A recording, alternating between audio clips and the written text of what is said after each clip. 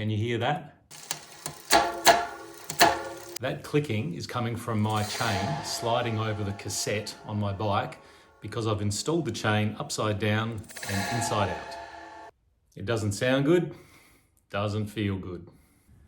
This rookie error caused me to fall off my bike this morning. It's my first fall in about 5 years and also nearly resulted in a trip for me to the emergency department. And I think this is an error that anyone else running the same SRAM 12-speed chain could also make.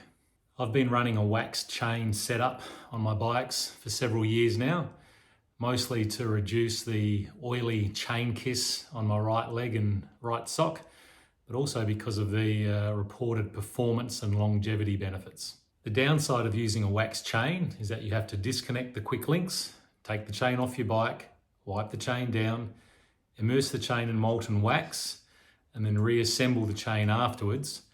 And you need to do this fairly often. It is a bit of a rigmarole, but after you've done it a few dozen times, you can probably just about do it in your sleep, which clearly was my state of consciousness on Sunday afternoon when I waxed this chain and I reinstalled it the wrong way around. Why SRAM have decided to shape their chain like this, I am not sure. I guess it is a point of differentiation, a bit of a marketing ploy, and yes, the chain does look kind of cool, but clearly from my experience, this does add an element of potential human error into the equation, which could have quite catastrophic consequences. This problem never happened with my old Shimano 11-speed chain because it was symmetrical and there was no way to get it wrong. So my alarm goes off this morning at 5 a.m. and I'm up and at 'em, rolling my bike out the front door into the dark with its freshly waxed chain. I cleated the first foot in, then pushed off in the normal way and cleated the second foot in. Straight away I can hear that the chain is jumping on the cassette underneath me, and my first thought is my axis rear derailleur is not aligned. I assumed that my chain was just jumping between two different cogs.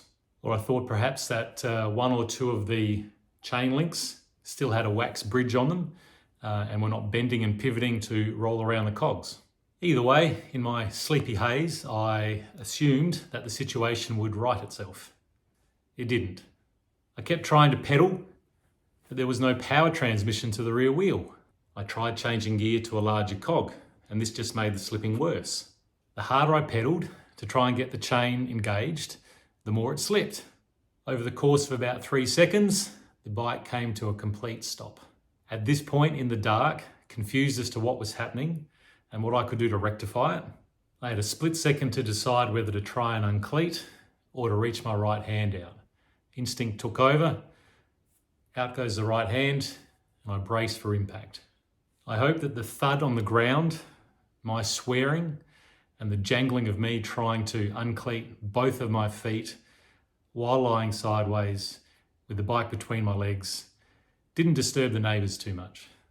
So I got up, gingerly checked my wrist, elbow, right shoulder, decided nothing was broken, and then crept slowly back home with my tail wedged firmly between my legs.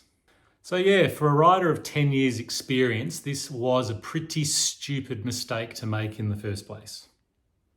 And obviously my desire to get down the road and join my group at the rendezvous point for our normal ride was outweighing any analytical part of my brain that might have said, maybe we should work out what the extent of the problem is here first. I'm making this video with a considerable degree of embarrassment. I missed my morning ride this morning. My wrist is a bit sore. I've scratched up the rear derailleur on my bike. I'm sure it was just a matter of sheer luck this morning that I didn't end up sitting in the emergency department of a hospital with either a fractured scaphoid or a fractured radius. I'll be much more careful in the future.